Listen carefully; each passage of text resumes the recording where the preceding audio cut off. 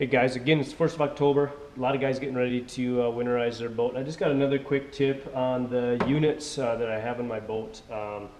After a lot of use during the summer, guys touching the screens, hopefully a lot of you guys had fish splashing in the boat.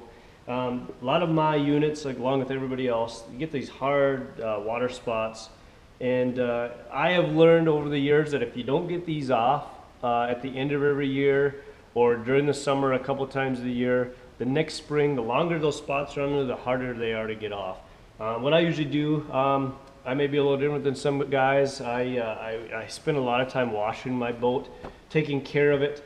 A couple of different things that I do. Another thing that I guess I do to prep my boat for winter storage or not being used for a while. I use a product called Sparkle. It's an ammonia-free product that is safe for using on screens. And what I'll do is I'll actually clean my screens with this Sparkle.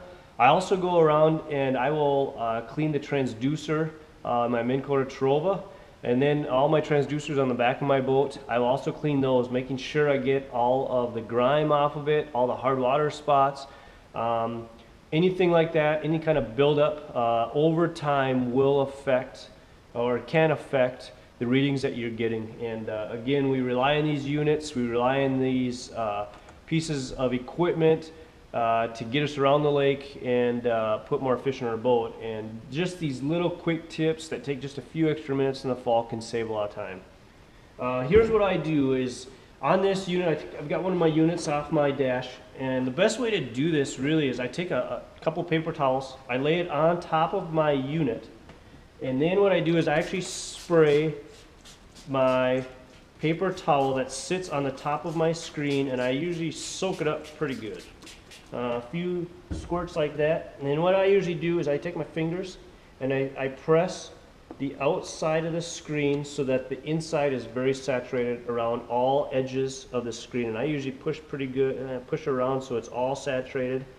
And what I do is I let this sit for a couple hours. If you need to re-wet it, biggest thing is just making sure that it's pretty soaked in the middle, and just let that sit like that for an hour or two. Come back, check it. If you still see some spots on there, wet it again, let it sit a little bit longer.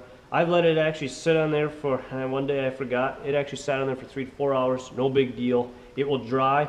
What you do at that time, pull it off, see if the hard water spots are enough. If not, re-wet it. When I pull it off, I usually take a clean paper towel, wipe it all nice and dry. Then at that time, go around to your buttons, get all the fish slime, all the hard water spots, all the grime that's on that.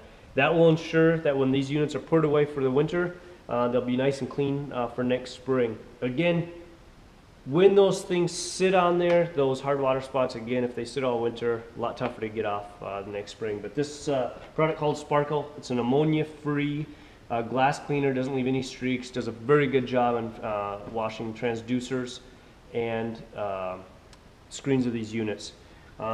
These units can be left in, on the boat in the wintertime when it's cold. Again, another quick thing, being able to run these Humminbird units.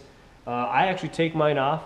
I put mine in the basement. I have a kind of a workshop area down there, but it's very nice. I actually can hook these up to batteries in the wintertime. Gives me good time to upgrade software. Another one for us that like to ice fish, I will actually take some of the waypoints that I have in these units, put them on a chip, and I can stick them back into my Humminbird 597 that I use ice fishing. Put the waypoints in those, and I'm able to use waypoints, the same waypoints all year round.